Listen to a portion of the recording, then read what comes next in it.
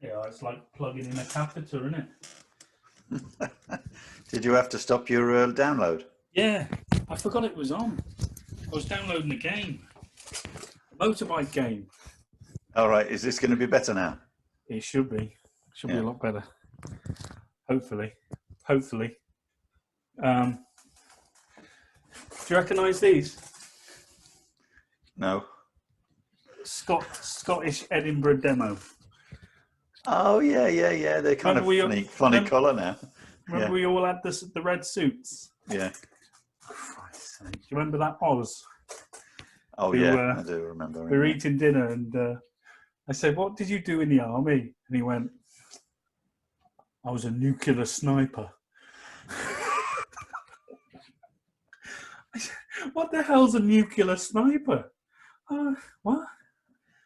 And then every story he said was, "Oh yeah, I was on patrol, and this guy in front of me got shot. Oh, I was on patrol. The guy behind me got shot." I said, "Bloody hell, Oz." I said, "You'll be the safest place in a war zone is right on your feet, isn't it?" And he actually never went. Did he? Yeah, I don't think he ever. No. Bless him. I remember when he turned up back at the classes back in Bromyard. We were doing. It was just a warm up, doing sit ups, press ups, stuff like that. And it was the big hall, and everyone was sweating. He comes in with a bomber jacket, with his Laugar bomber jacket, looking like Tom Cruise with all these Laugar patches on.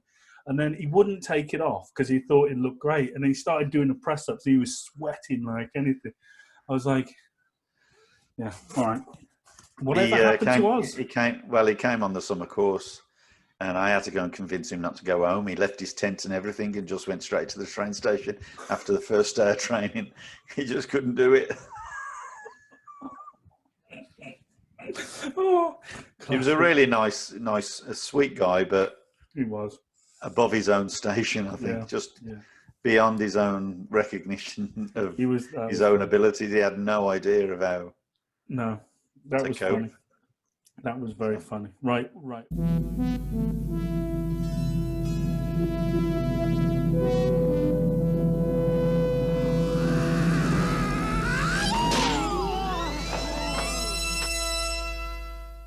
Not being able to speak is not the same as not speaking. You seem as if you like to talk. I like to let people talk who like to talk. It makes it easier to find out how full of shit they are. What the hell did you just say? You are the new student. Come closer.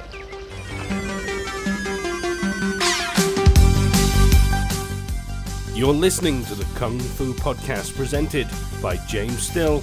Anybody who has some knowledge of Kung Fu can easily defeat you. And Steve Newby. Man, you come right out of a comic book.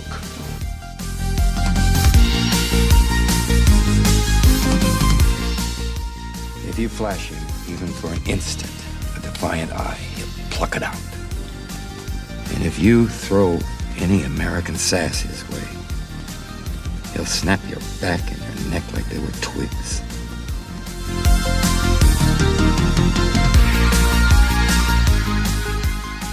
Okay, guys, welcome to the Kung Fu Podcast, episode. God, no, I don't even know what episode. 33. Are you sure? Yep. I'm not sure. Hang on, let me just double check this. It's 33. Are you sure? Yeah. I'm just going on iTunes to find out. Oh, yeah, you're right. It's 33. Here was me not believing old man news. I do apologize. Sorry, Steve-o. Okay, right. So, what we're talking about today, chaps, ladies and gentlemen. By the way, my name's James Still, and I'm joined as ever by my instructor, Mr. Steve Newby, live from Canada. Hello there. Hello there. Hi there. A boot. How about? Yeah. Okay. Hey? What? That's a boot. That's all I can think. I don't know. All the tropes. Right. I love Due South, by the way. And I never knew that it was actually filmed in Toronto. but it was set in Chicago. It was filmed in Toronto, set in Chicago. A lot of stuff is actually set in Vancouver. You see the film crews everywhere all the time. In fact, they were right next to our house, and you see them here too. They're doing a lot of stuff. Interestingly enough, ladies and gentlemen, Rambo, First Blood, was filmed how many miles away from you? Oh, it's a fair way now. Hope, it's a little town. Yeah, but it's over the Coquihalla. Yeah, it's about 4 hours away. Okay, but it was filmed in Canada, which I never knew. I was like, oh, okay. And it was filmed in the winter as well, and he was freezing, but he did it. Everyone else was like freezing their knackers off, and he was just walking around in that leather thing. No, he wasn't walking around in that leather thing. That was like No. That was Rambo, like 2 or something. Rambo 1 was the half decent one. Was he in? He was in the woods, right? Yeah, he was in the woods. Yeah, but there was no bondage. There was no leather.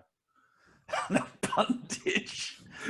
I think we have to check on that because he was freezing. Apparently, he wasn't wearing. He was just wearing this thing over his, like showing his muscles and stuff. I think he was wearing like a makeshift ghillie suit, but there was certainly no leather involved. Well, he was cold. Let's put it that way. Whatever. You're there. Okay. I've been to Hope and I've read all the crap that they've put about him, and the thing that was blown up, obviously it's not there anymore. Police station was built and then blown up, and the bridge is not there anymore. Okay. Whatever. Okay, right. You brought it up. I did. I brought it up. Right, what are we talking about today, Mr. Newbie? I had this letter from John. We were going to talk about this because it's reference to some of the things. We're talking about teaching a little bit. Yeah. So it was a question that he had and the kind of conclusion he came to. So I just got to find the thing, and while we're at it. Yeah. So basically, we put a video on the blog spot. It was John from America who was on the last one. He was talking about a sword technique. Yeah. From our first sword set. Just a spin, blah, blah, blah. Anyway, we got talking about whistles and whooshes and what constitutes a training technique, what doesn't, blah, blah, blah, blah, blah. So we're going to have that conversation again, but we're going to go into it and why we sort of commented the things we did. And by the way, thank you to everybody who commented. We really appreciate it. Yes. We always do. You don't have to agree, and we don't have to agree with you, but it's really good to have a good... It's really important to discuss things, whether we end up agreeing or not. Doesn't matter. Oh, absolutely. Absolutely. So, that is important. But guys, just, see look how many people are commenting. And you notice it's the same people. Yeah. Let's try and spread this a bit more, shall we? Spread the word, people, because, if, we've got to get more people. With my phone again.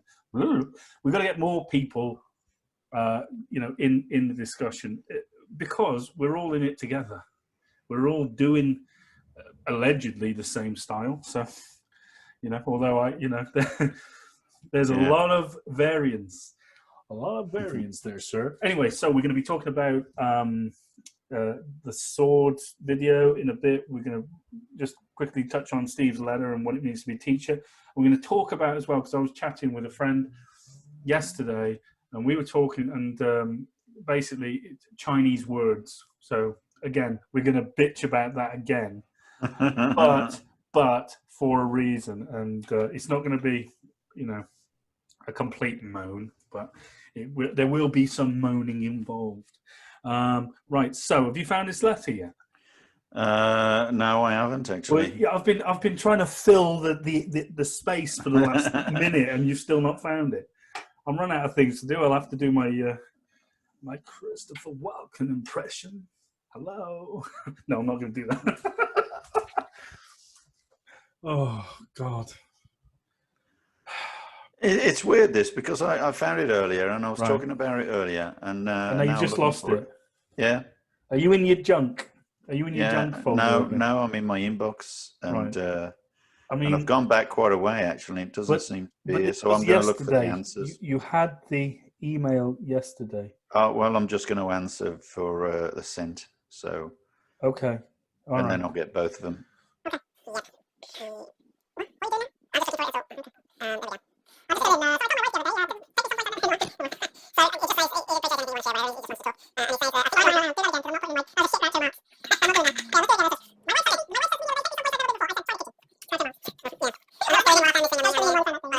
Okay, yeah, he sent me this thing, which was really nice. It said, I think I've drawn a parallel with your teaching.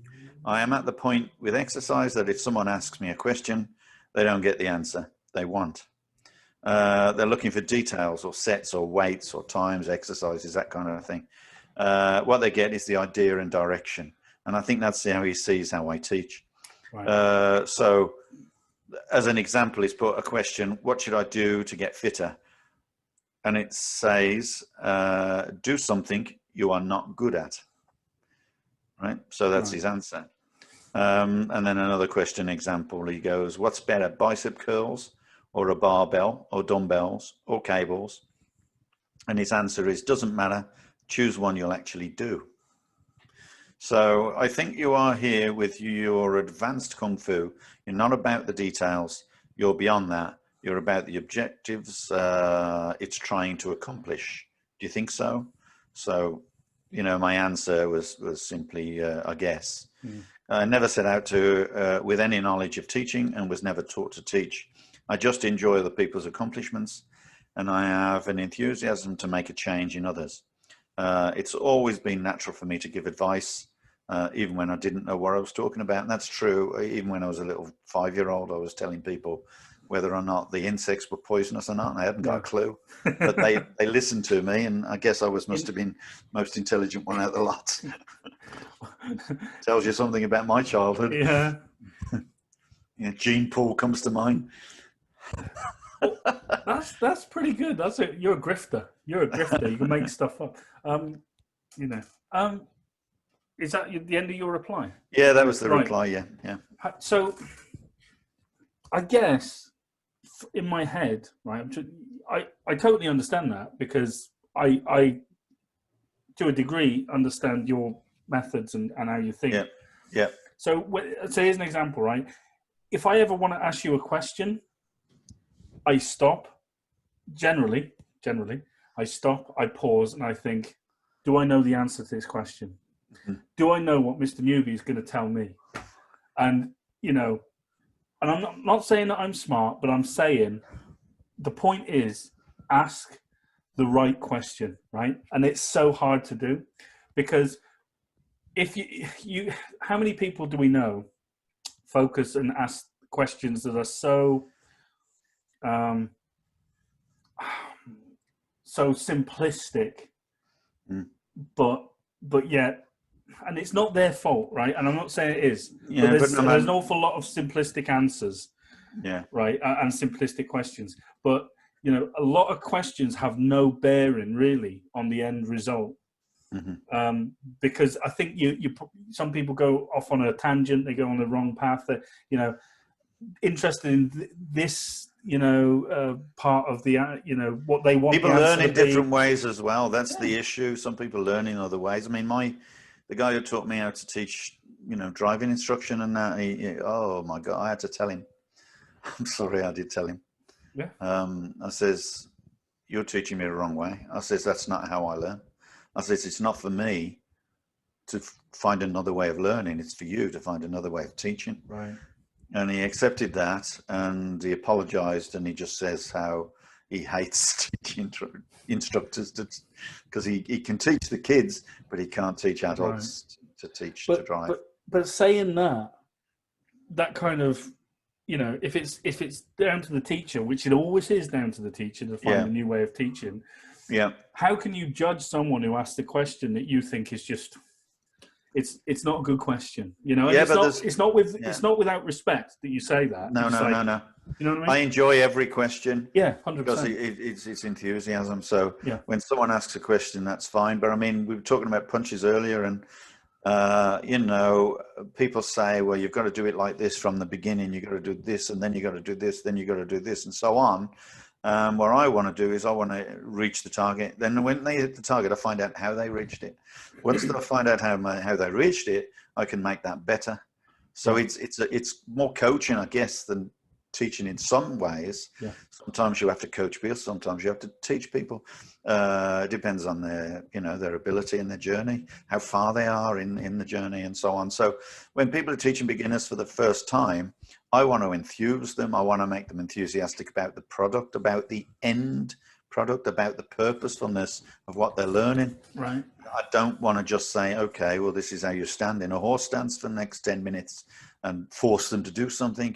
I want them to achieve something and say, well, if you would have done this, you'd achieved it better. And now sit in the horse stance, so it's that kind of approach, I guess. But it's just a natural approach for me. Yeah. And I think while we all honor and respect sort of what we would class as a traditional way of teaching, I think when we talk about tradition versus non-tradition, I think a lot of it boils down to the actual teaching process that people get confused in. We say traditional martial arts. Mm-hmm. I would, Lao Gar is traditional martial arts, but there's a way to teach Lao Gar untraditionally, but you still achieve the goal. It's also what they want to learn as well, right? And how much they can learn at the time. Yeah, but it's up to. But you're the teacher, right? So that's you're right. The teacher, they're there to learn from you. So it's your... Yeah, that's right. I agree with you, and entirely. It's just I can only talk from my perspective, and my perspective is that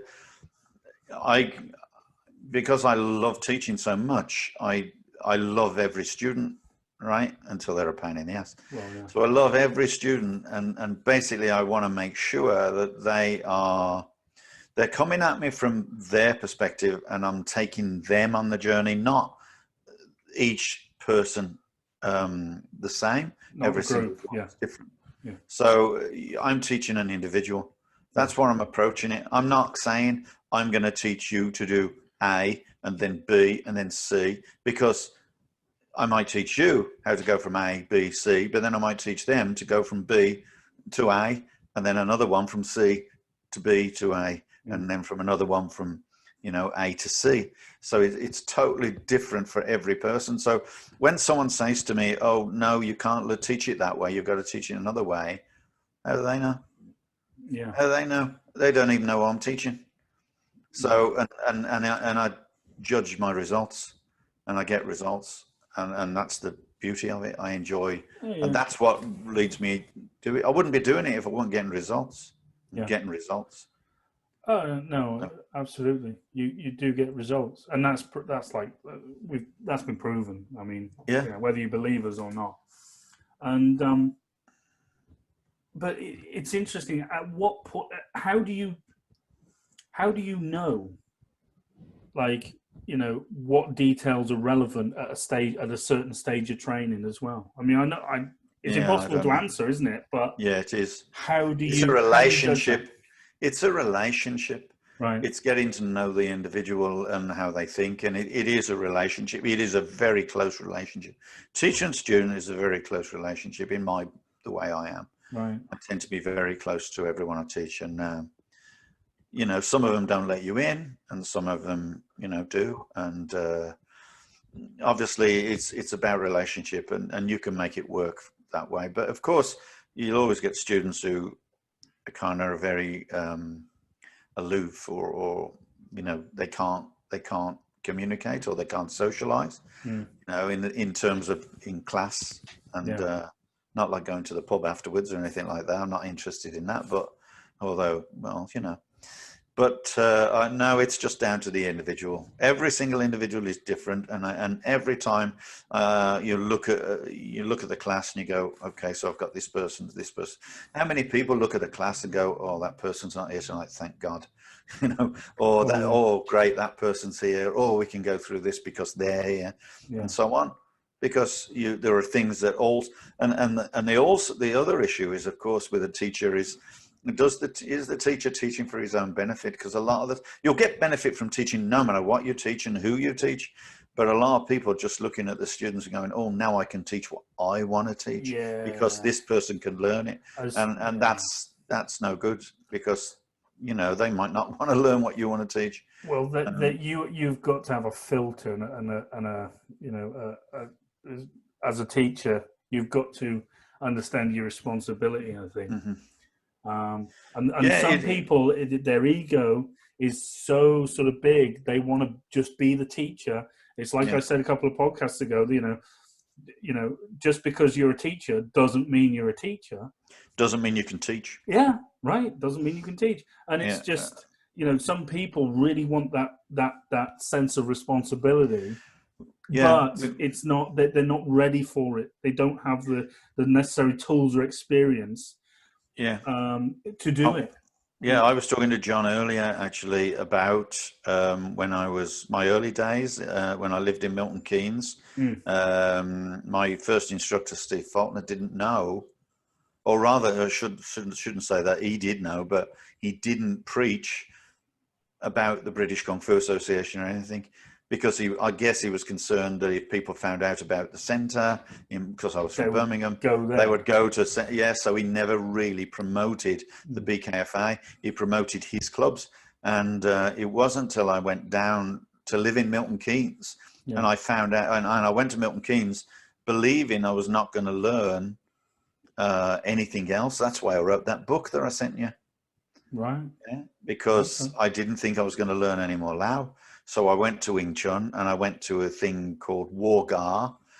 Peter War, who was at the time, well, later on, he was in the, he was the secretary of the British Council for Chinese Martial Arts. No, not that. No, nothing to do with that.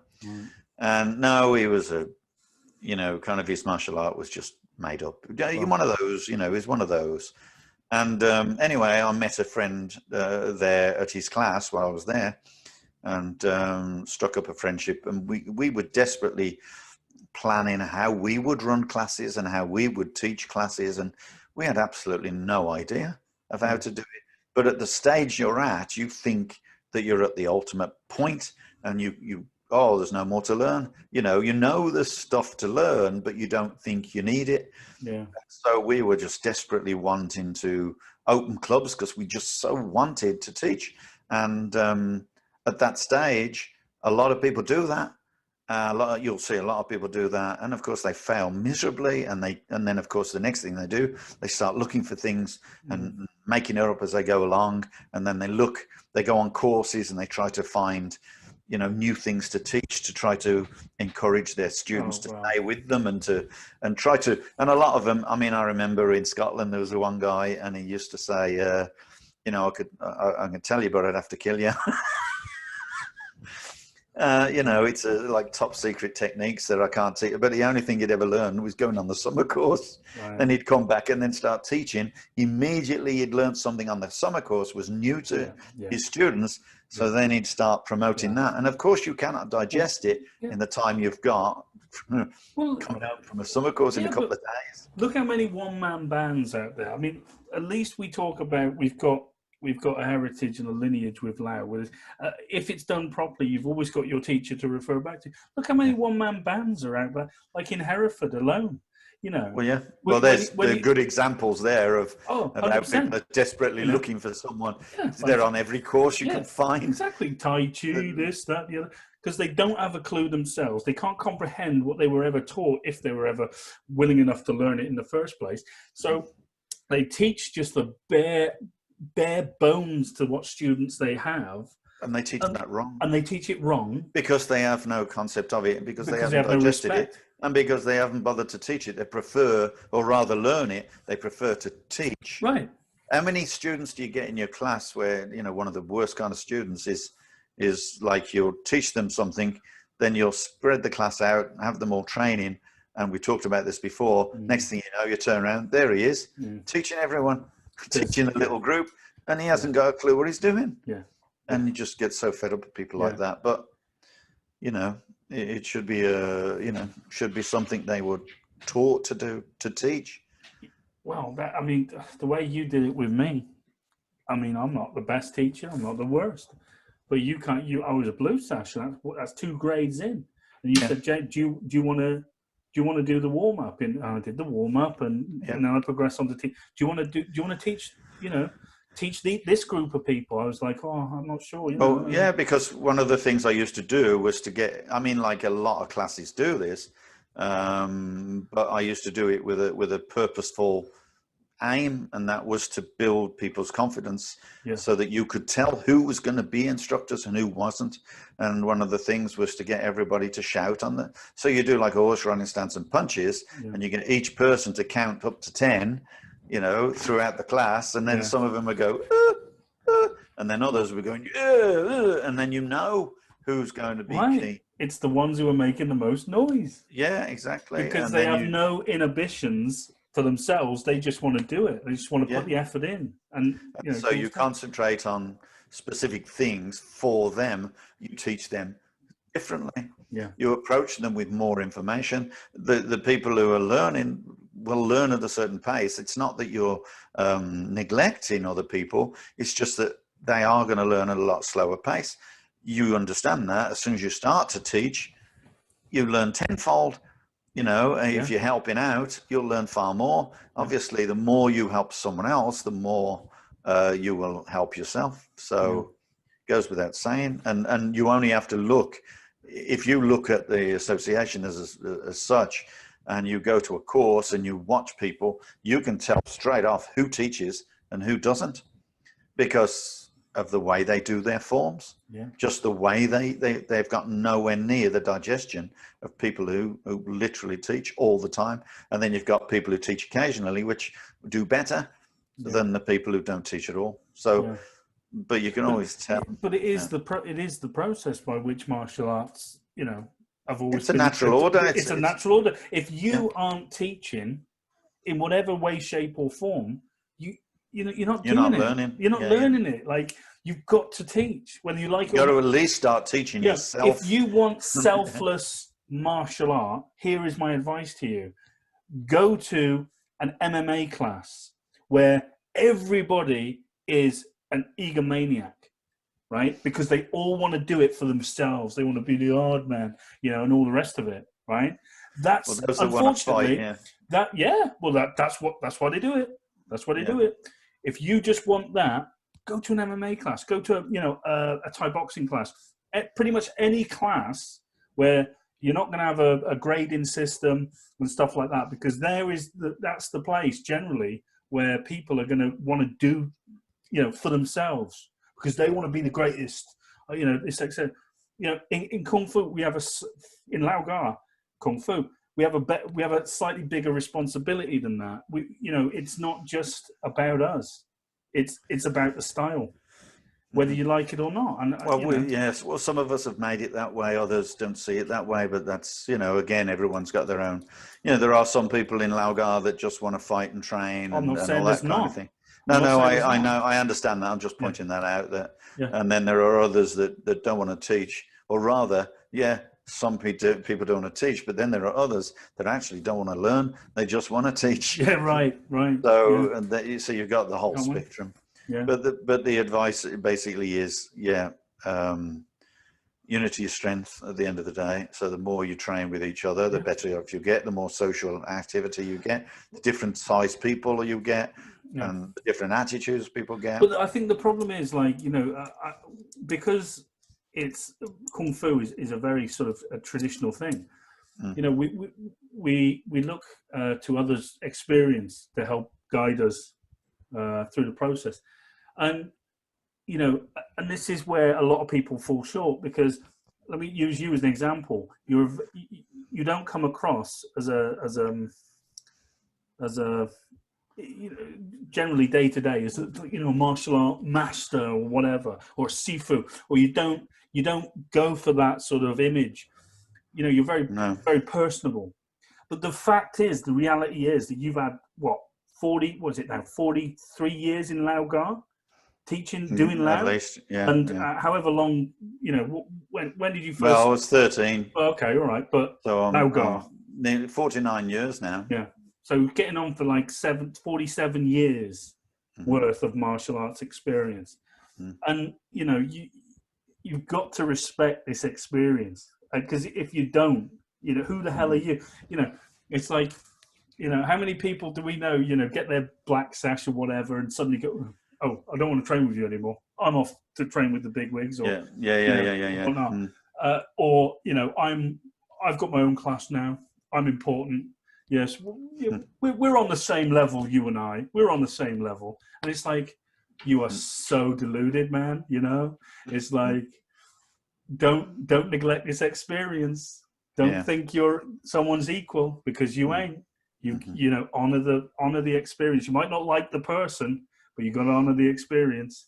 You know, I think I suffered from that because I never took my black, and some of my students that I used to teach went on to take their black, take their second degree, and now I think they think that they're above me. I'm like, nah, sorry, mate. Like, sashes are only there to do. I mean, I know. It's a process of development. That's all. But some people can do it without it. I stopped taking my grades 25 years ago. Yeah, well, 28 years ago, I stopped taking grades. I was a fifth degree, and I refused to take the sixth degree because I felt that if you're going to take a grade at that stage, then I just felt that if someone believed that you should have it, then they should award it you. Yeah. That was just the way I felt at the time, many years ago.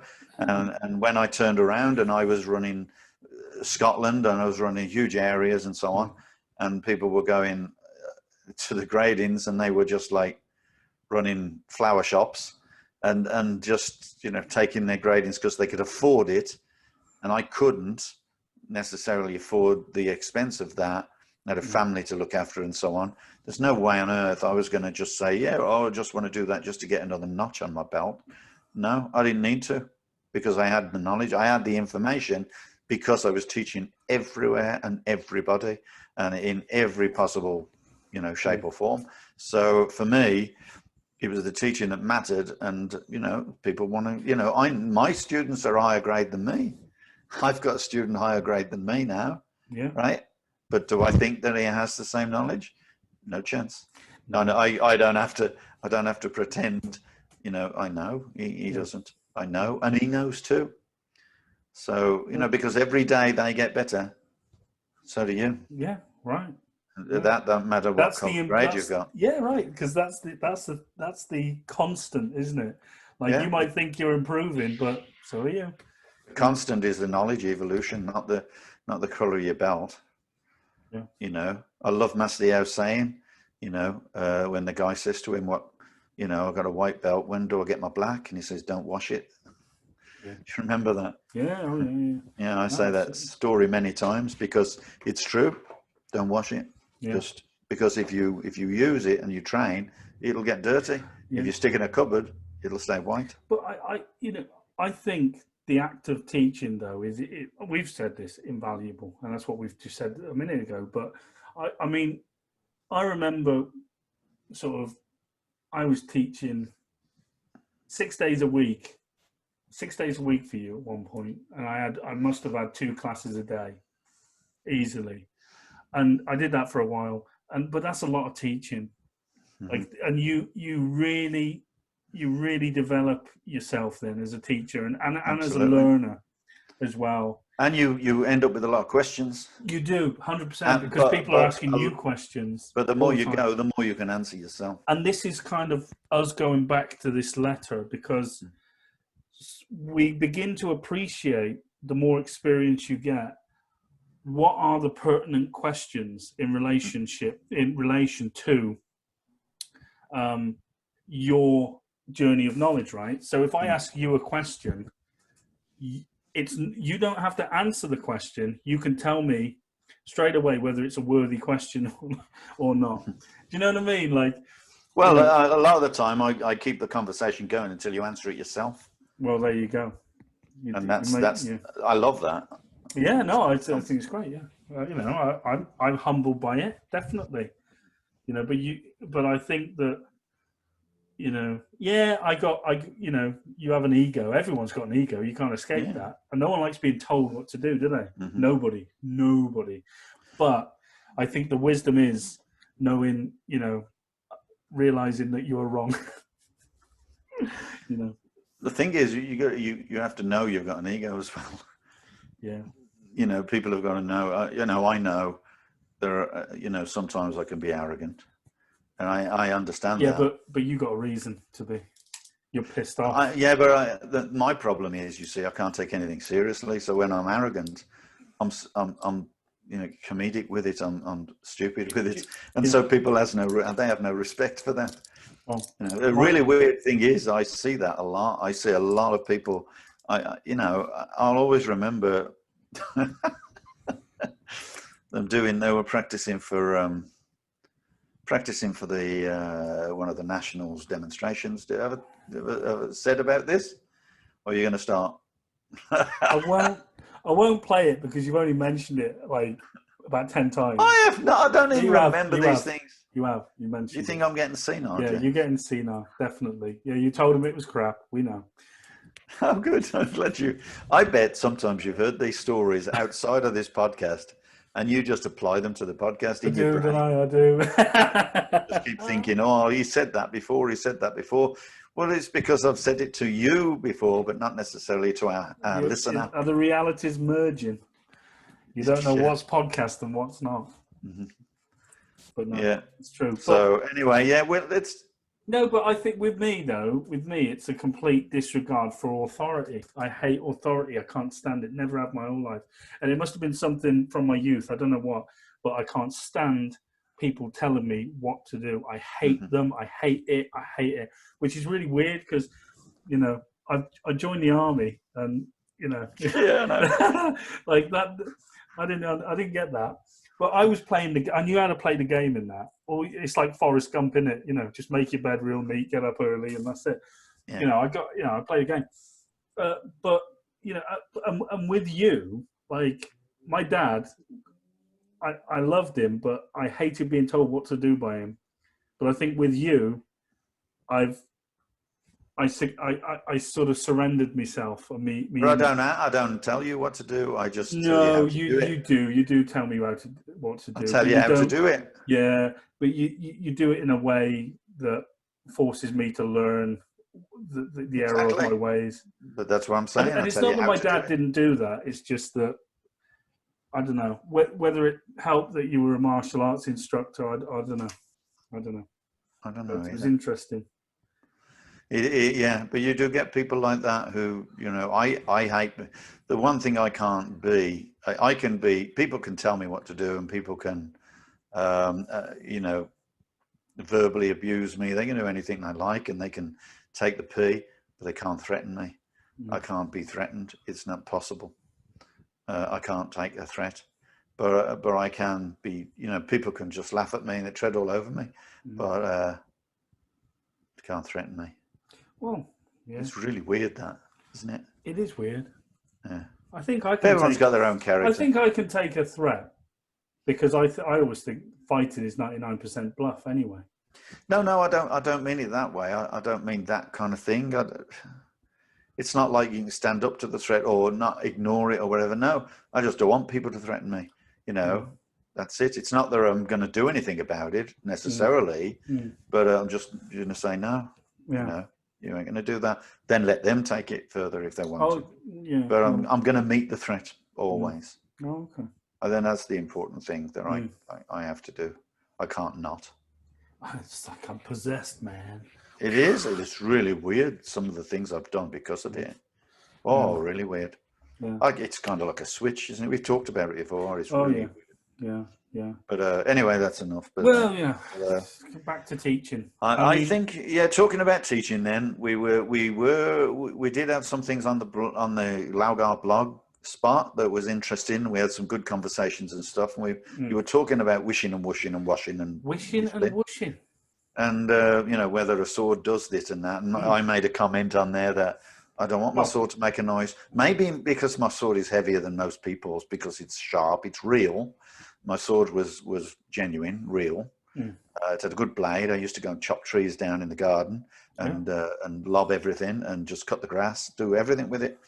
And I kept it sharp. And maybe it didn't travel as fast as other people's little light things. But what are we really talking about here? What are we really talking about? Because we ain't talking about, does my sword, am I cutting correctly because it makes a sound? I think we can all agree, all right, yeah, if you make this sound, you're cutting properly. If you make this sound, you're cutting incorrectly. Yeah. But what are we really talking about here? Because it ain't the sound of the sword, is it? What The sound of my sword was the branch falling off. Right. And if it cut through that branch, I was cutting. Right. Okay, and that's it. And it didn't really make a great deal of a whooshy, whistly noise because you just heard the branch go.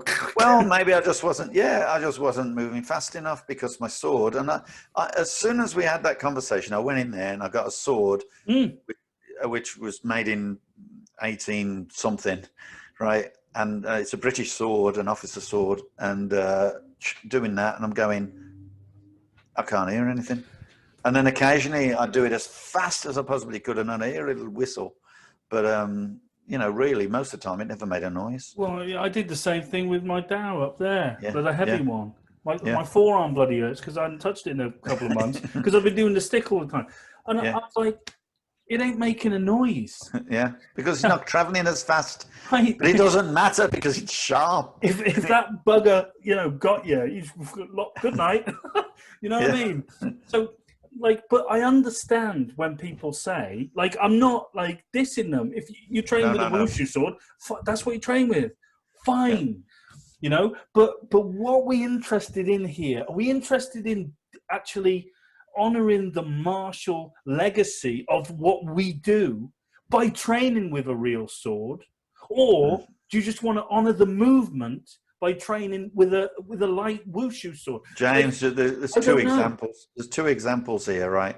We talked before. I know that we've talked about this, where the karate people in the 70s had these really nice suits when they were punching. They liked to make these noises in the class, punch, punch. So what they started to do was in order to make the noise of their tunic sound. Yeah. And then you've got the wushu swords, which are so flimsy and thin, like a piece of paper. Foil. They just foil, exactly. So what they do, they go, and they try to make them at the end. Why? I don't know. But surely at that point, the blade is stopped moving, so you get stabbed. But never mind that. It looks cool. Exactly. It sounds good. And that is what I don't agree with. So I don't do my sword play for that reason. And I don't want to try to make any particular sound. I'm trying to avoid making the sound. And, you know, but obviously I can see where they're coming from. They say if you make a whoosh sound, then obviously it's turned. That's 100%. And if you're making a whistle sound, then maybe it's straight, but I'm not interested. Yeah, but this is why I'm saying, what are we really talking about here? We're talking about your objective in wielding a sword. Not to listen for sounds, not to do this. But I defy anybody to make that noise with butterfly knives. Right. Right. But, you know, what is the objective you're doing? What is what is your intent? And I think there's a thing we want to discuss. You know, because one of the comments from a chap called Gav, fantastic, loved it. Thank you so much for commenting, and Joe as well. His comment was, I'm just trying to find it. It was sort of like, I'll paraphrase it because I can't find it on my phone, but something like, you know, are we not training the sword? We're not looking for perfection with the sword. And that was sort of because I was essentially saying that, you know, the mindset is, or the ultimate goal is the cut, not the sound. You know, ultimately the sword, you know, you don't wield the sword wields you, sort of thing. Because if you're that good, you just, you know, it's just there, you know. Yeah, sorry. So basically, you know, I'm sorry, Gav, for not quoting you bang on there, but that's essentially what Gav was saying. He says, we're training the sword. We're not looking for perfection. And so I immediately, I don't know why, my mind just went, right, okay, we're not looking for perfection. We are looking for a direction. And what I mean by that is we're looking for a direction in our training. So if you want to do your training, you know, focusing on, do I make a sound or not? Okay. It just so happens my training is, would I have cut his head off and would I have reached him? And am I covering myself, you know, after the fact, or what's next? You know, what's my next attack angle or defense? Do you see what I mean? So I'm not saying that people don't train. Well, it's the approach to teaching and to training. In that, I am looking for perfection. I didn't say that I'd reach it. Well, right. I'm not looking for perfection from students, from myself. I'm looking to train it. I would be happy if I trained it and trained it and trained it. This is what I know. If I did nothing but train it, I would attain some level of skill, whether it's perfection or not. It's not for me to judge. No one's ever going to attain perfection, but the point is, we are aiming that direction. I mean, otherwise, what would you do? You would teach someone, and you would say, well, that's good enough. Yeah. No, it's not, because once you get to that point, now there's more to go. Right. There's better. You can do better every time. You can get I mean, let's face it, any athlete would not stop at second best. No, they're just going to train and train. They're going to keep on training. Yeah. And so therefore you're looking for perfection, because, you know, you're going to be shy of perfection always. Yeah. You've got to try to achieve it. And if you know your life is trying to achieve it. Yeah. But this is the direction then you must decide to take in your training as a martial arts practitioner. Yeah. What are you doing it for? You know, what's your goal? Yeah. I think maybe Gavin is talking about probably talking about levels of training. Oh, I understand that, and he did say that. Yeah, levels of training.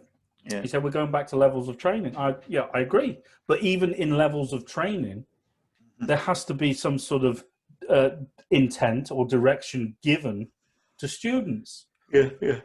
You know, I guess that's why he's going try and get a whoosh or a whistle, not a whoosh. And whatever he said. all the comments were, you know, well, get a whoosh. You know, Rash said whoosh, whistle, yeah, right. And it's like, I get that. That's the level of training, but we have to sort of try and surpass that, because it's for me, it's maybe they're describing it for people who've just started learning the sword, and. But even if you are just starting, I mean, if you see, I mean, if I see someone using a sword for the first time, and I'm in the class and I can hear then I know that they're not holding it straight. Then I'll teach them how to hold it. Yeah. I'm not going to teach them how to make a sound. I'm just going to teach them how to hold it. And then when they do it again, if I don't hear that sound, then I know they're holding it correctly. Yeah. So my focus isn't on the sound. I mean, I guess it is for me, but I'm not going to tell them, oh, listen for this. No, I'm not. I'm certainly not. It's just an approach for different people. No, I'm not saying that it's not valid. You know, you've got to train people. As Gav said, you've got my to. argument is, James, my argument isn't what you're saying. It's got nothing to do with what you're saying. I'm just suggesting what I do. Yeah. Okay, as opposed to what Gavin might teach or do himself. I'm not talking about how you were defending, you know, whichever way you. I wasn't defending anything. I was just stating a position in terms of the way I teach, perceive it. Of course, that's relative to me. Yeah. But with all due respect, it's not, because I got that from you. Yeah. Right. So. Yeah. Well, I want you to be perfect, so shut up. I want everyone to be perfect, and of course we're not going to be perfect, but you know, we're aiming. We want to just see, if you leave someone in a room with perfection, and you say you've got to try and be perfect. You know, some people will aim towards that, and you come back and they're that little further on. Yeah. And then you come back and you don't say, if you leave them in a room without saying, I want you to be perfect, and you come back, they're never going to be that much further on. Do you understand? You're trying to make them, you know, take the best route to perfection. And so, I'm always looking for that. And this is really, what is the route? Because there's got to be some sort of constant with your training and a constant direction. What's your direction? So I know for a fact you don't teach martial arts to look good. No, but that's why I look so crap. Right. But by funny coincidence, looking good is actually a big part of it. But Kung Fu is invisible, right? So to not look good, it's a difficult thing. But you don't teach it on the surface to look good. You teach it essentially because you've got a job to do. You want to either punch a target, kick to kick a target, whatever. That's your job. That's your goal. That's what you've always insisted. If you're going to cut with a sword, you're aiming to hack an head off or an arm off. Or whatever. Isn't it the same thing as when we do this kind of thing and we go, ooh, and it ends up like that? Yeah, right. And that doesn't look anything. Yeah. But it gets to the target and it does exactly the same. It's just joint uprighting instead of ABC. Right. You know, and people don't do their joined up writing. They do their ABC to make it look pretty. And that's the unfortunate thing. And some people do get to write a few sentences. Other people get to write chapters. Yeah. That's my simile, if you like. So, and if you want to spend your days writing, constant repetition of the same thing, then that's fine. And that will build skill.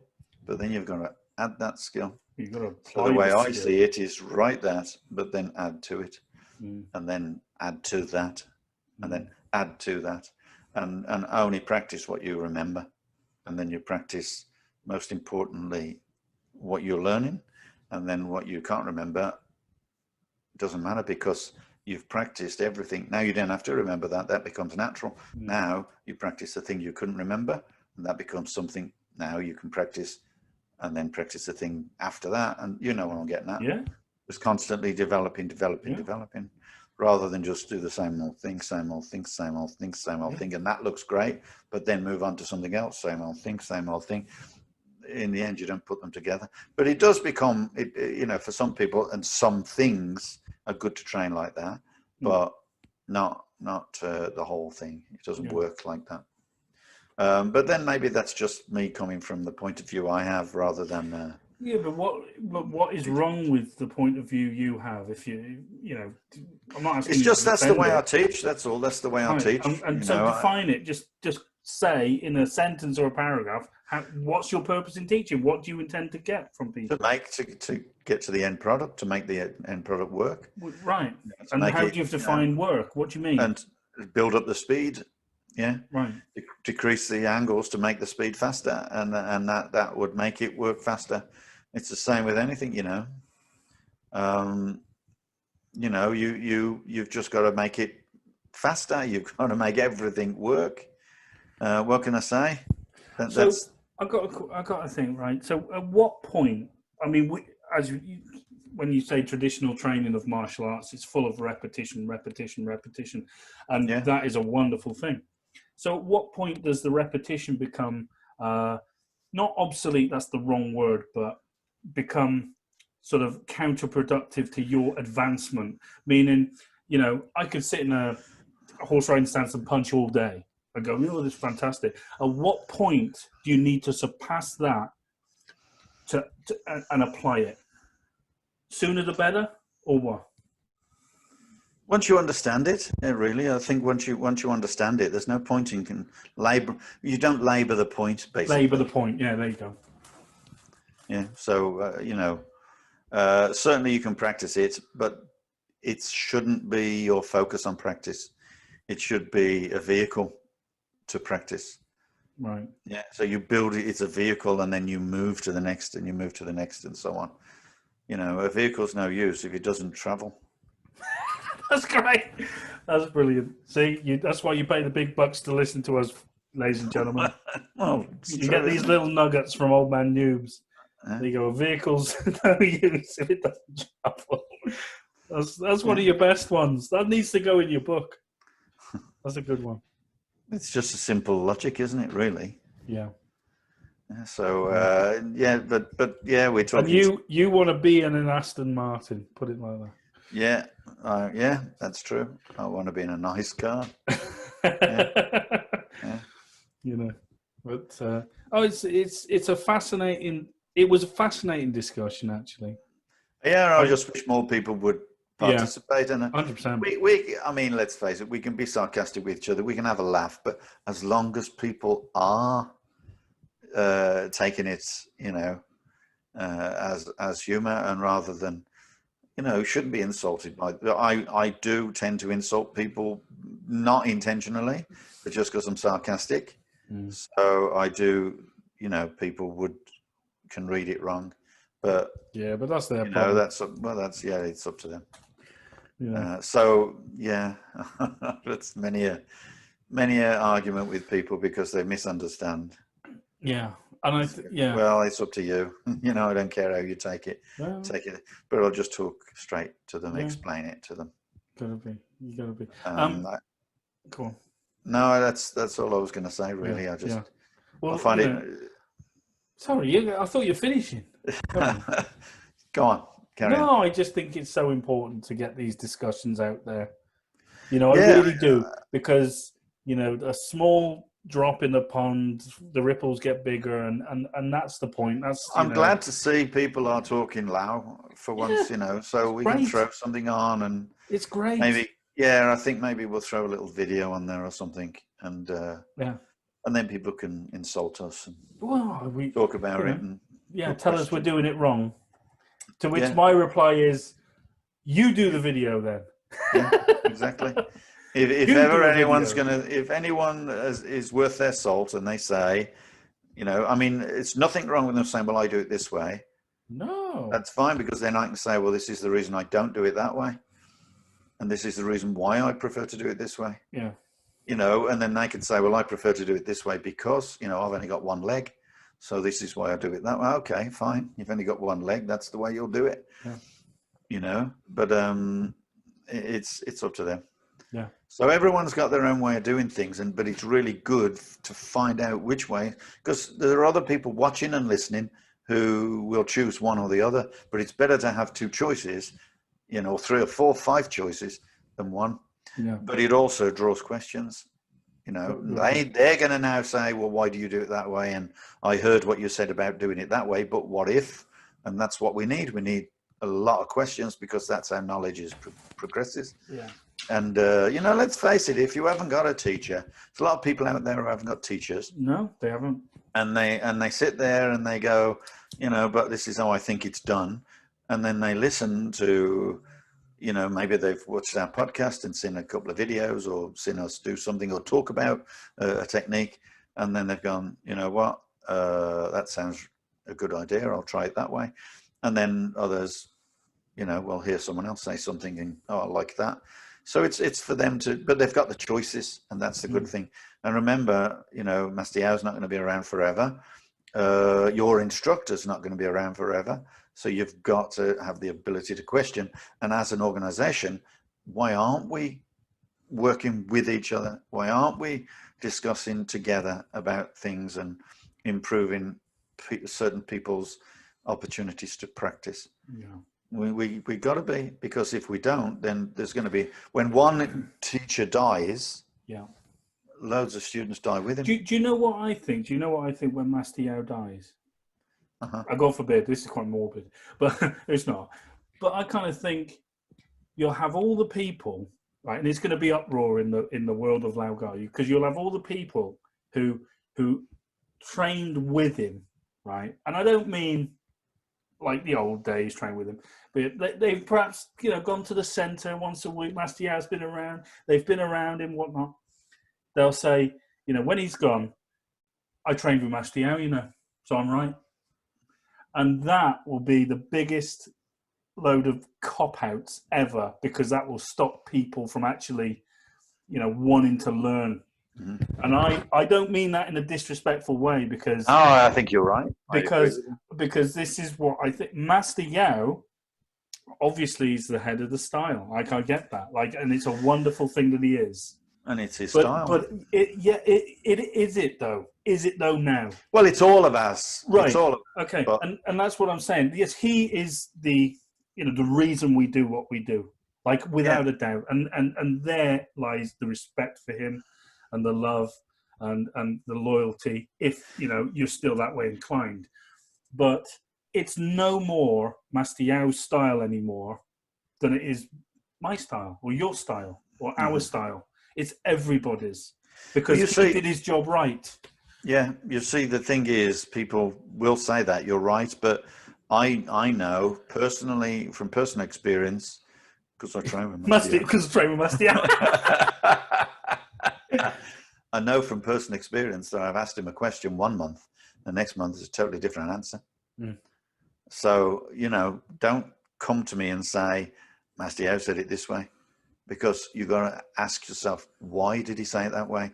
Because I know that Mastiao will say it to one person one way because he knows that's how they will learn, and that's how they will do it, because of their makeup or because of their attitude or because of their size, whatever.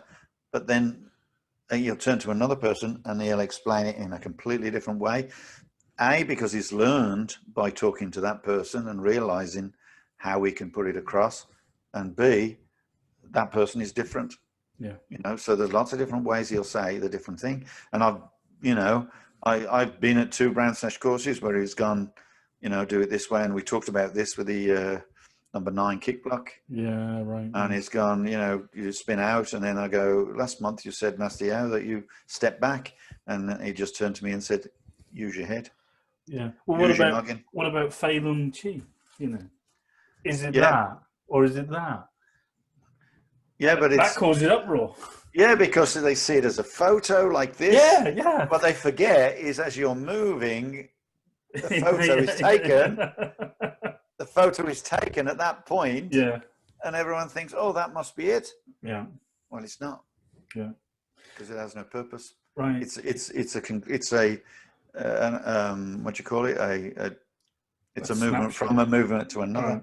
What's that transition called? It's a transition. That's right. Yeah. Yeah. So photographs often hide transitions because they're photographs. Yeah. By definition, they don't show anything. They show one picture.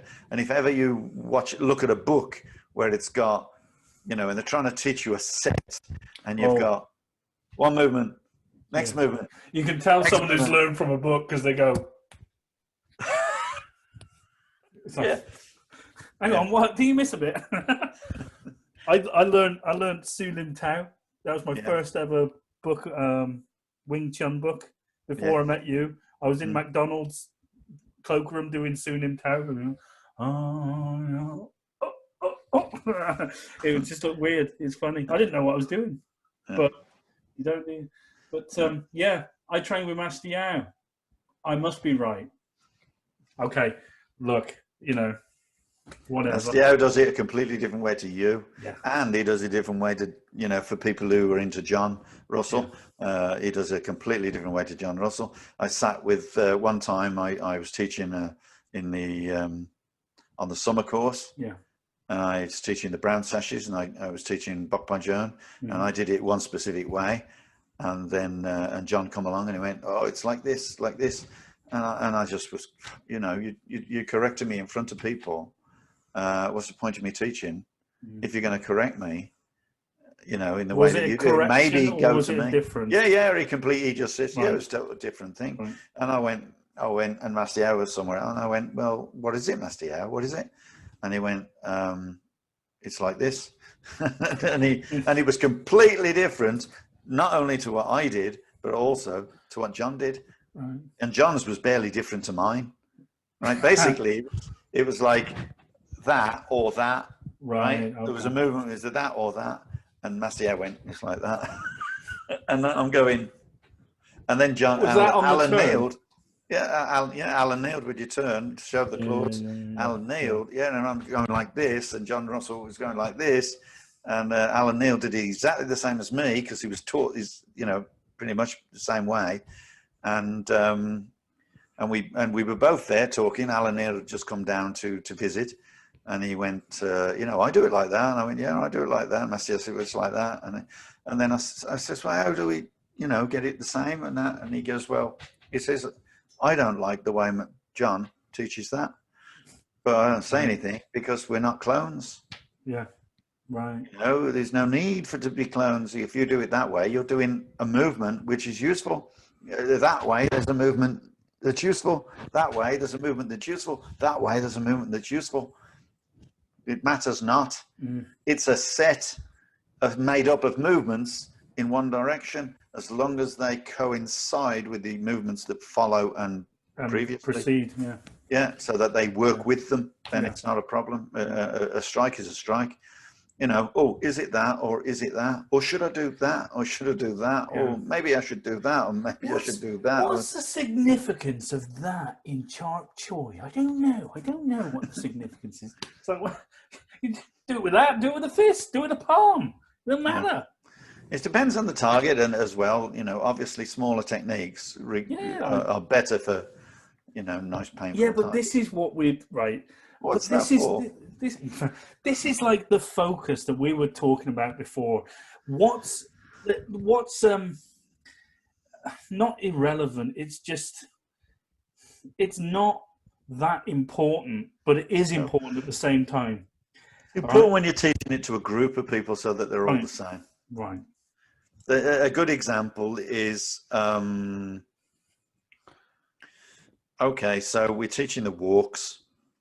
Yeah. And some of them learn to step, they get into a ready position, say for instance, some get into a ready position, then they step on left punch with the right, okay? And other people will, I don't know, they'll step backwards or step in the right and punch with the left, and then everyone becomes different. So you can't teach a class where everyone is at different time. No. So you say, well, you've got to do it this way specifically. There is a particular part of the syllabus that I always taught in a particular way, and it didn't mean a damn thing.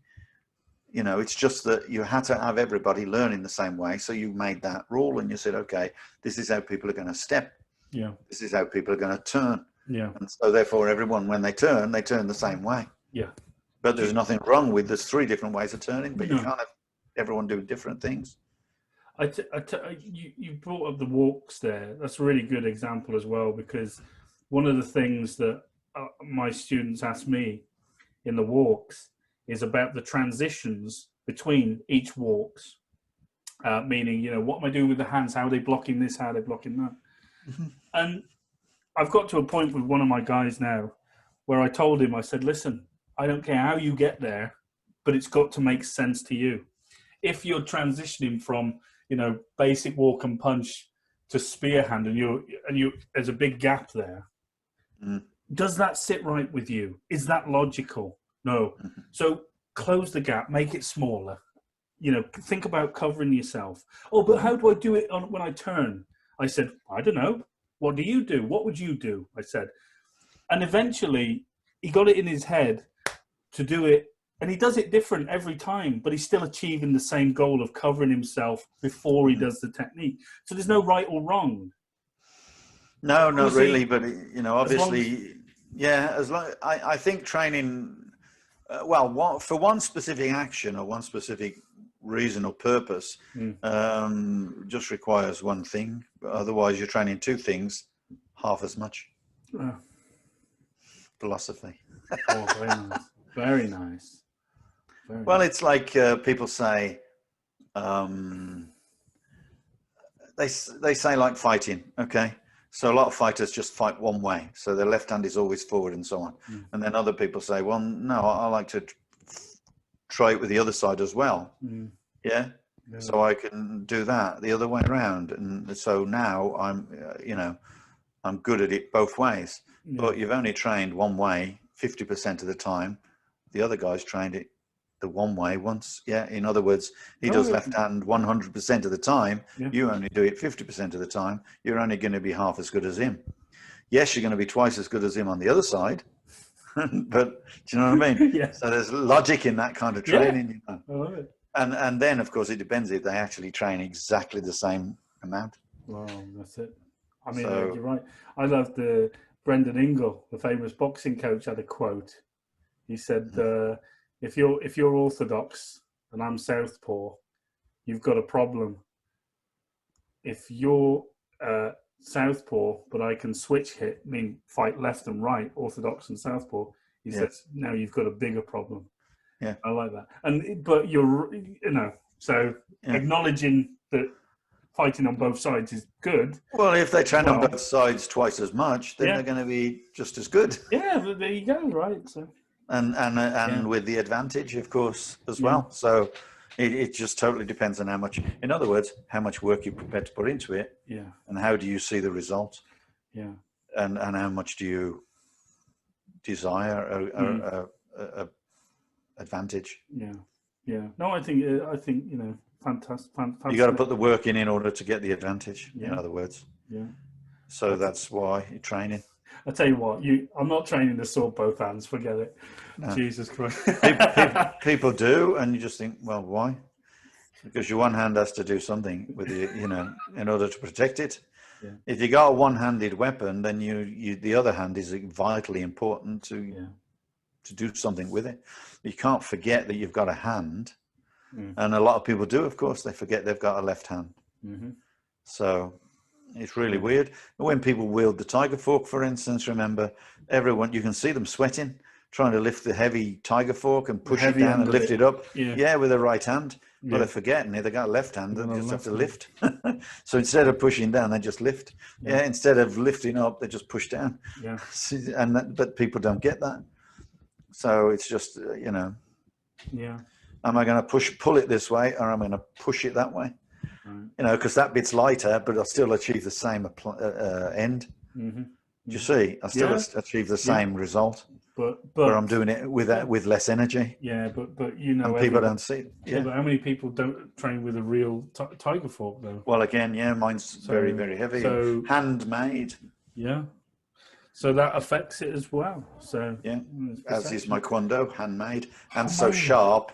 That I didn't have telephone wires for 2 days because it slid down the side of the door. It was at the back. What's happened here? It was at the back of the door when I lived in Scotland. It was at the back of the door, and apparently it slid down and landed on the floor. And I just picked it up, but I found out 2 days later that it had cut the telephone wires, and we had no telephone. That's great. Yeah, oh, that's brilliant. My weapons are sharp. I like sharp weapons. I like weapons that are real. I don't like farting around with little flimsy. I hate watching things like that. What's wrong with the wooden one, eh? What's wrong with the wooden one? Well, wooden ones are good to smack each other with.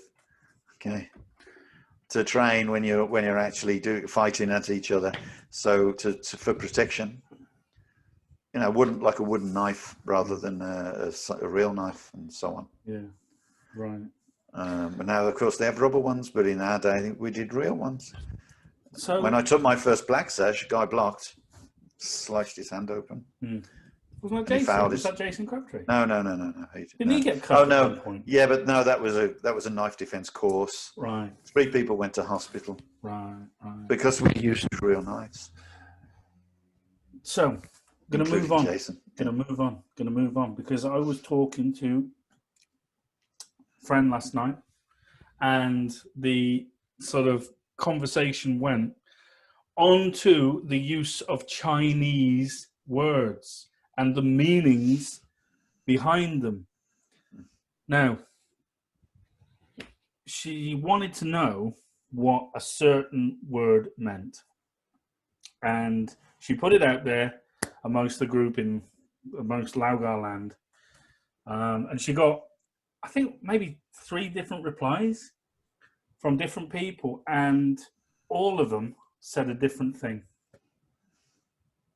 But I said, well, I think we've discussed this before, and I know our position on it, and it's just like, does it really matter what the word is? Does it matter what you're doing? And she replied, and this is what I want to talk about because I thought it was good. She said, well, I want to get the detail right, because if someone asks me this question, I want to be able to give them an answer, a straight answer. I thought, yeah, well, fair enough. I mean, it's nice to, it's like a Brucey bonus, isn't it? If I know what it means. So, give a straight answer. What do you think? I know what you're going to say, but can we sort of maybe... I'm just going to say pick an answer and stick to it, because if all the answers mean the same thing, and they do really, then, within reason, then just pick one. You go to a Chinese restaurant, you go shi, and they look at you like you're idiot, and then you go chi, xie, shay. You're trying to figure out what thank you is, and they just go in, idiot. But I don't know idiot in Chinese, but I'm sure we know people who do. What's the relationship really between Chinese martial art and the words used within it to describe it? And see, this is a weird one, because we're actually just talking about the Chinese language, but there's so many variants of the Chinese language. But when we as Westerners look at the Chinese language, there's some part of us that goes, "Oh, that's interesting. That because there's the same word can mean different things, and this and that and the other, So it sort of adds another level of mysticism to martial arts." I think you've just knocked it on the head then. Mysticism. A lot of people like to use the terminology. I mean, basic terminology is fine, but then when you start throwing all sorts of different terminology, then you're just trying to be mystical. You're trying to hide. Yeah, but let's go back briefly, James, to what we just talked about the fighter choosing to use two different sides. Yeah. Trains one side, trains the other. Yeah. Okay, but he's got to do it twice as much. Yeah. So what about the guy that trains but then tries to learn the Chinese as well?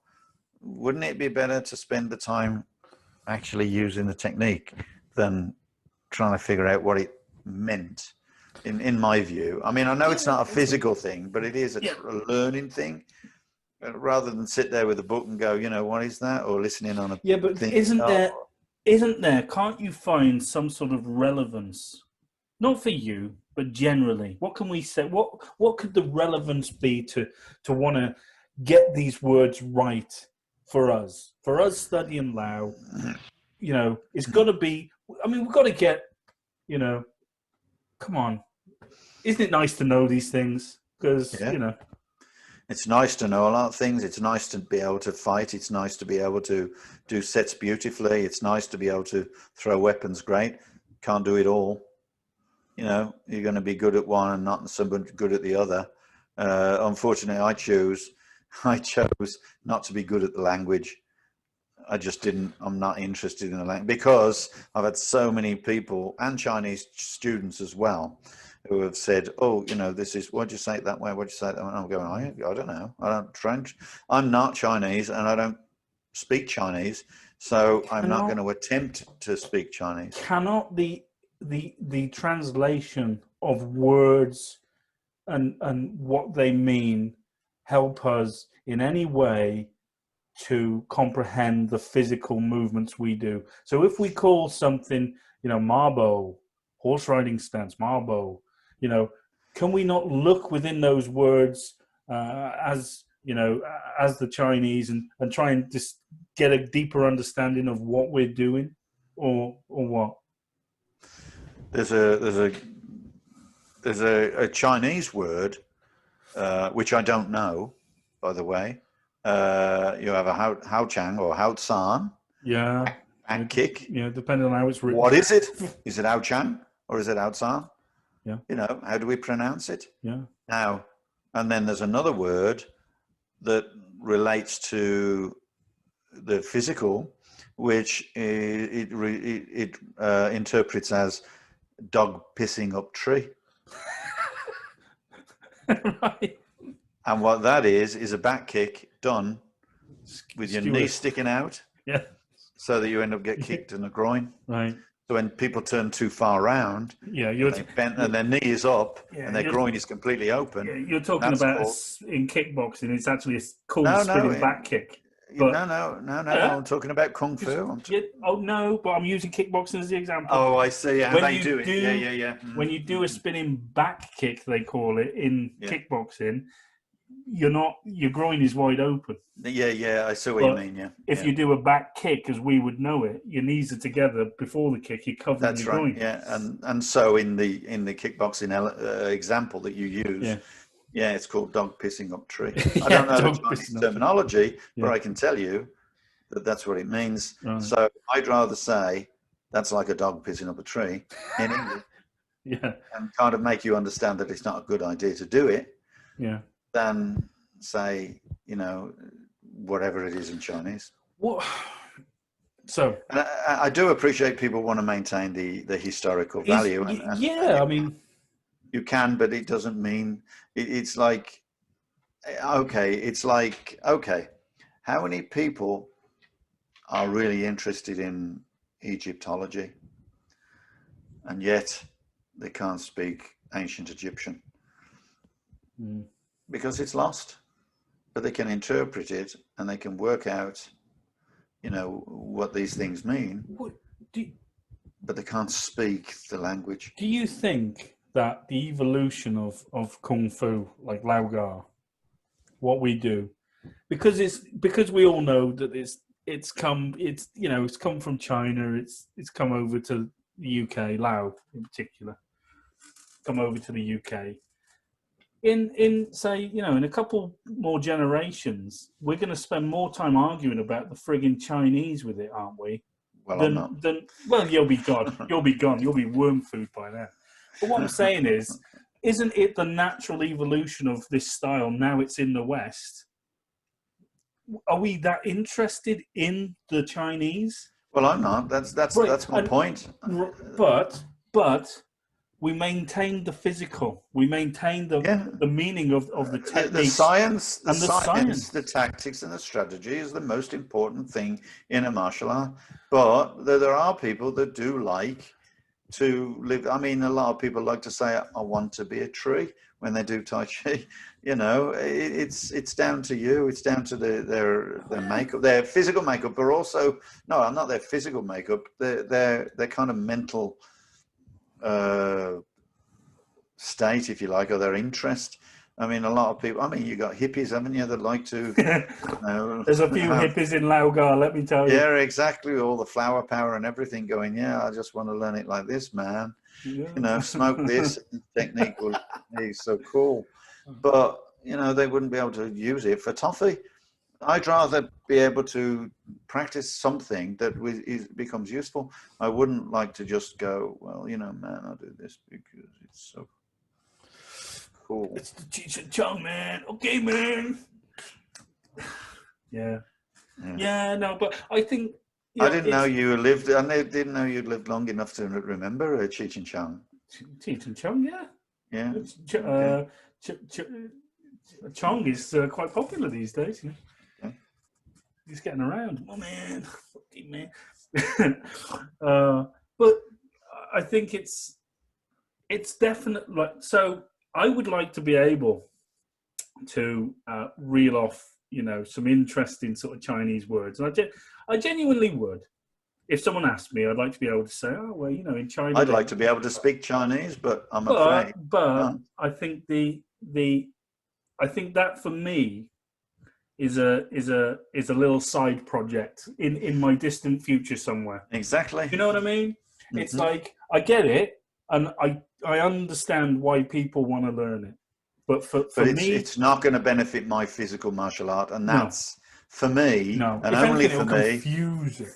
Yeah, the only thing for me is I like to see the interpretations, but people will interpret it differently. They will interpret whatever you say, they will interpret differently, and then they will say you're saying it wrong. And for that reason, it is just a waste. For me, it's just a waste. Or they'll say, I got this from Master Yao. Yeah. Master Yao said this. And it's like, when Master Yao dies, once again, we're going to be like, well, I know it because Master Yao said it like this and that. So when I was on the panel doing the Black Sash grading or even just watching it, you can hear outside. And it's like Master Yao goes, Sin Tak, Yun Tak, Wan Tak, whatever. And then you can hear John going, Sin Tak. Warren. Because that's how he wants to pronounce it. And you can see Mastiao going, what? And it's quite funny for that kind of to see. But and that's true story. Yeah. I know John won't like that, but well, it's just, I think he's got a good sense of humour, actually, John, and I think he could. Does he? Yeah, I think he has. I don't know. I met him once. Got a weird sense of humour. He gave me a funny look, you know. He looked me up and, who are you? And he just totally ignored me. I remember that. Yeah. I'll never forget that. He likes his politics. Yeah. And his Buddhism. Yeah, no, I mean, you know. But whatever floats your boat. I think it's great. I think he's just an amazing technician. I really do. Yeah, he does enjoy his. And I'm likes to watch a lot of Chinese movies. Yeah, well, someone's got him. Yeah, I've seen him. I can't be asked. On the Brand Sesh course, he was showing a guy a technique. He goes, "Oh, you do this way," and his shirt, his tunic sleeve came straight off. He just pulled it, and this guy's sleeve just came straight off, tore it completely. He goes, "Oh, you don't like that? Oh, sorry, very sorry." Brilliant. Really good to watch. Brilliant. Yeah, no, he's really great to watch. Really good. Right, so I think we're going to call it a day there because we've sort of chatted about a few things, you know, and whether you agree with us, disagree with us, or indifferent, hate our guts, whatever, we don't care as long as you find it interesting to a point and there's something to take away. Guys, we exist because, you know, because we love. Because both of you exist. Because both of you exist. Right? Yes. But, you know, we love this style. We really do. We want to see the best for it. I want to see the best for it. And, of course, it's open to interpretation. But we've never said, Mr. Newbie has never said that he's right all the time. No. No? You know? But he can damn well argue the point. Let me tell you. Yeah, I want to argue it to make me better. Yeah. If I argue your point, you can tell me differently, then and I can see that, then that's great. Yeah. You know? But you know. Anyway, right, we're gonna make a swift exit. Thank you so much for joining us on another episode of the Kung Fu Podcast. Don't forget, if you would be so kind, we'd love it if you went and subscribe to us on YouTube. That would be brilliant. Hit the notification button and give us a like on Facebook. You know, we're on Instagram. And what else are we on? Yeah. Are we? Yeah. We're on a few things, but I just want to remind you also that John from America will be doing another talk to us, probably telling us his life story or something. I don't know. Okay. But he's keen to do some more chat with us, and he's got a lot of stuff. I mean, remember, he's worked really hard, and it's one of those people that have, and I think a lot of people take something from him big time if they're somewhere in the middle of the UK or, you know, up Scotland, in Ireland or wherever, where they haven't got an instructor and they, you know, they are feeling down. John did it for 10 years and he kept training and kept training and kept training, and you know, he's good at what he does. You know, he's injured now. There's a lot of things he can't do. He's got a major tear with his muscles because of his weightlifting, bodybuilding, where he pulls trucks and stuff. Well, and so, to be fair, if you're going to pull a truck, do you know what I mean? Yeah. But it's 250 pounds in each hand. Yeah, right. You know, in the hand. Do you remember that video? Maybe you could stick it up on the video. Yeah, I've done the video. The weight up with the finger. Yeah, I've done that video. Yeah. It was on the last one. Yeah. No, it's great. Did you really? Okay. Yeah, I put it over. Yeah. Oh, excellent. The middle finger lift. Yeah. Amazing. Yeah. Brilliant. Yeah. So we'll look forward to that then. We'll look forward to that. Have a nice little chin wag with John. Yeah, that'd be nice. And if anybody else is interested in talking to us, for God's sake. Yeah, I mean, look, I was, you know, it's worth saying that in about a month's time we're having Master Yao Come on. No, we're not. We're kidding. Of course, Master Yao isn't coming on. Come on, you lot, grow up. Jesus Christ. That'll be the day, wouldn't it, eh? Right. Anyway, guys, lovely to keep company with you. We're going to sign off. Take care from me, James Still. Goodbye. Train hard. Stay safe. Keep thinking of questions. Think challenging yourself. Keep training. And from Mr. Newbie, Mr. Steve Newbie in Canada, it's... Goodbye. Goodbye. See you guys. Take care. Bye-bye now. Yeah. Woo! Oh, that's Daz. Oh.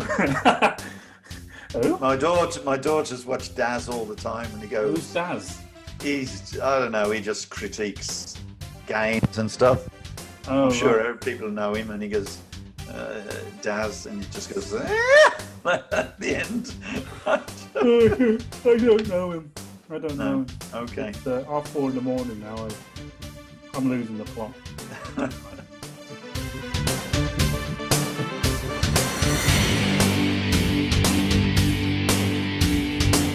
Concentrate on your enemy's weak points. The eyes, the throat, the knackers.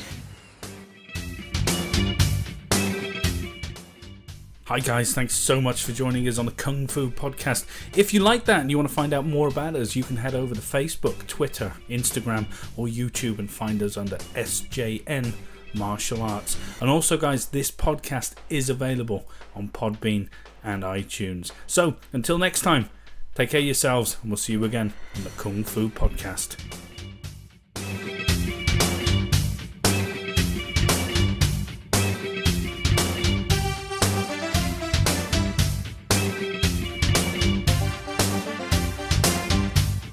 Karate punch is like an iron bar, whack. A Kung Fu punch is like an iron chain with an iron ball attached to the end and it goes whang.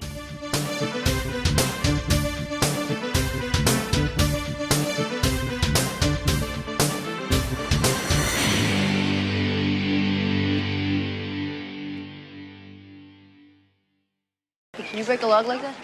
Don't know. Never been attacked by a tree. Yep. What are you doing now? I'm just looking for it, and so... Okay. There we go. I'll just fill in. So I told my wife the other day to take me someplace I've never been.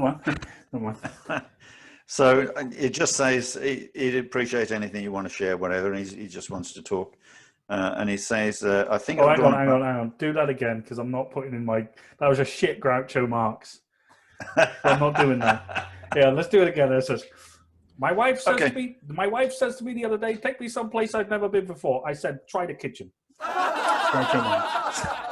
Yeah. And that was filling in while I found this thing on the... That was filling in while he found that thing. While I found the thing, yeah. Okay.